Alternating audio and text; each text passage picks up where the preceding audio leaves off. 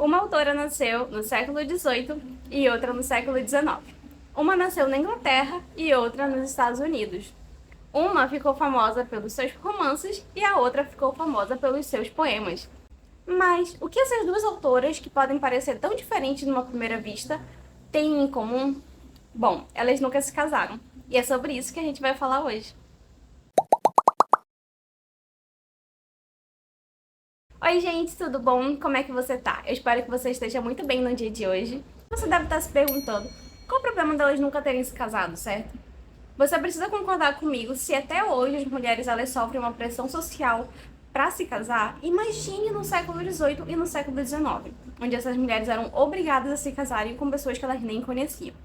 Então, isso me levou a pensar, além de mostrarem o empoderamento no ato de escrever, né? Afinal, no século XVIII, no século XIX, isso não era muito bem visto para uma mulher fazer. Elas também mostraram o empoderamento no quesito decidir e não se casar. Afinal, isso era bastante chocante na época. Mas todo esse meu questionamento partiu de um livro publicado em 11 de outubro de 1928, e eu tô falando dele, Orlando, da Virginia Woolf. Eu acabei de ler esse livro faz uns 3, 4 dias atrás, e ele foi maravilhoso, dei 5 estrelas, favoritado, se tornou o meu favorito de todos os que eu li da Virginia Woolf até agora. Através do personagem principal chamado Orlando, a Virginia Woolf vai falar pra gente sobre questões de gênero e como essas questões de gênero afetam a sociedade. Então, um dos pontos que a Virginia Woolf vai falar aqui nesse livro é sobre casamento e como essa instituição do casamento ela se torna muito distinta para um homem e para uma mulher. Enquanto eu lia sobre essa questão de casamento, eu fiquei pensando sobre duas autoras que eu gosto muito e o motivo que levaram elas não se casarem. E é sobre elas que a gente vai falar hoje. A primeira autora que eu vou falar hoje é a Jane Austen. Ela nasceu na Inglaterra em 18 de julho de 1775. Na verdade, a gente não tem tantas informações sobre a Jane Austen. O que a gente sabe sobre ela são através das cartas. E, na verdade, a Cassandra, a irmã da Jane Austen, ela queimou muitas das cartas da Jane. E a gente não sabe se foi a pedido da própria Jane Austen que ela fez isso. Mas o que a gente sabe é que a Jane Austen nunca chegou a se casar. Por volta dos seus 20 anos de idade, por ali, ela teve, assim, não vou dizer um crush, tá bom? Ela flertou ali com um rapaz que era parente de uma amiga próxima dela, mas eles acabaram não se casando por uma questão econômica dele. Então, depois disso, passaram-se alguns anos, o pai dela decidiu que eles iriam se mudar para Bath, uma região no qual a Jane Austen odiava, mas foi lá que ela verdadeiramente se apaixonou por uma pessoa. Ele então iria viajar, mas antes disso eles combinaram que voltariam sim a se ver, o que acabou não acontecendo, infelizmente, pois ele veio a falecer. Bom, o que a gente não sabe é o quanto esse acontecimento marcou a nossa amada Jane Austen. Eu li em alguns lugares que esse momento da autora serviu de inspiração para o seu clássico Persuasão.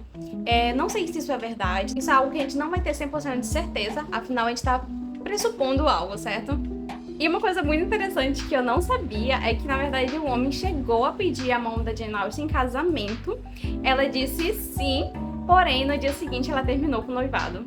Bom, e nem a Jane Austen, nem a sua irmã Cassandra se casaram.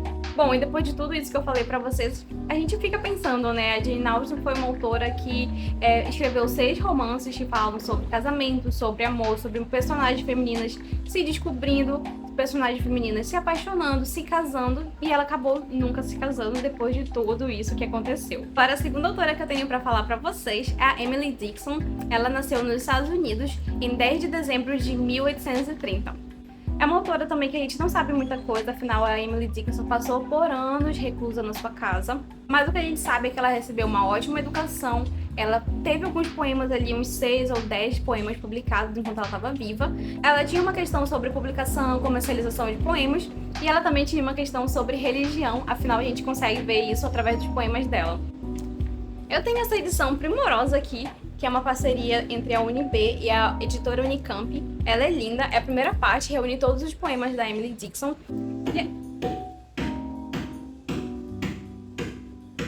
O pai da Emily Dickinson, o Edward Dickinson, ele não era a pessoa mais legal, a pessoa mais amável do mundo, nem com a filha, nem com as outras pessoas. Ele acreditava que a sua filha, depois que se casasse, ela iria parar de escrever, ela ia parar de estudar. Então eu com certeza poderia citar esse como um dos motivos que levou ela a não se casar. Muito, muito, muito se fala da paixão da Emily Dickinson pela sua cunhada, a Susan Dickinson. E sim, elas trocaram muitas cartas entre si. A gente tem muitas informações da Emily Dickinson através das cartas que ela enviava para Susan.